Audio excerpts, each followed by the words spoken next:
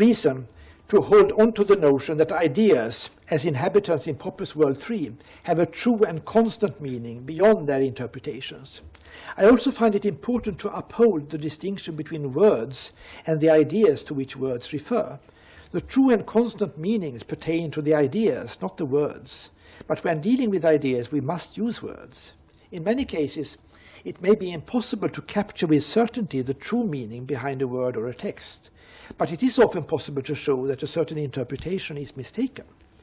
I believe that upholding the notion of a true and constant meaning beyond our interpretations is especially important in our time, when rather extreme subjectivist views are very common in theoretical discussions of textual interpretation, especially so with regard to the interpretation of literary works.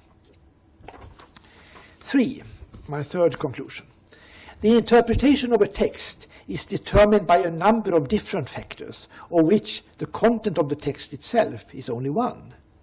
Our mindsets and interests, the situation we find ourselves in, are also all important factors.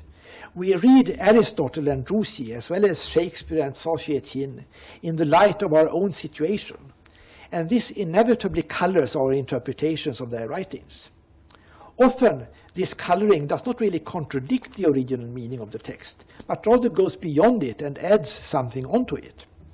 As a result, we may have an interpretation that is itself very interesting, and while not contradicting the original. At other times, the interpretation may indeed contradict the original, but still be interesting and beautiful. Consider, for example, Ezra Pound's translations of ancient Chinese poetry. But although such erroneous interpretations may be interesting, still insofar that we are interested in understanding the history of thought, it is of course valuable to know that they are erroneous.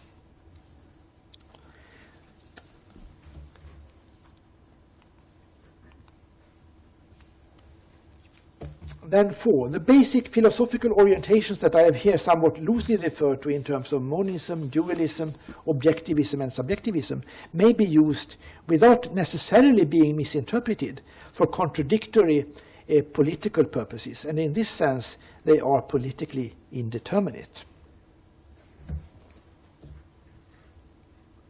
This is perhaps also a main thesis of this talk. 5. In view of their ideological and political indeterminacy, I think we should refrain from evaluating basic philosophical orientations mainly on the basis of their ideological and political functions.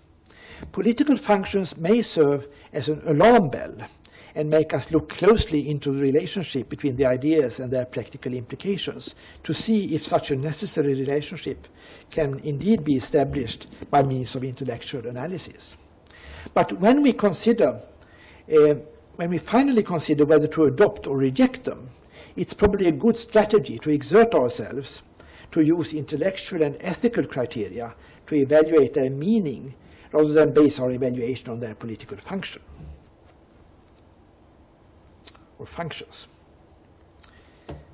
And then I approach the very end of my perhaps somewhat long talk. I seem to have 2 more minutes. Finally, a few words about Dai Zhen and his position in the history of Chinese thought.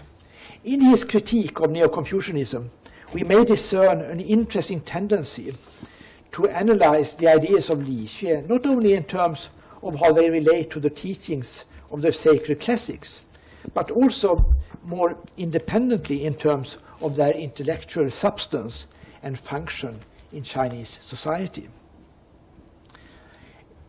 His critique of the ideas of Li Xue in terms of their concrete social consequences was not only daring, but also a sign of intellectual vitality and independence. If we try to understand him in the context of his time, it's not surprising that he did not go into analyzing the question to what extent evaluating philosophical orientations in terms of their factual, if not logically necessary consequences, may in fact be misleading. Seen in the perspective of the history of Chinese thought, his critique of Neo-Confucianism and his interpretation of Confucianism was, I believe, a significant step away from an authoritarian mode of thought in the direction of a more independent intellectual stance, which makes people as individuals responsible for their ideas. Well, that's it. Thank you so much for... Another question?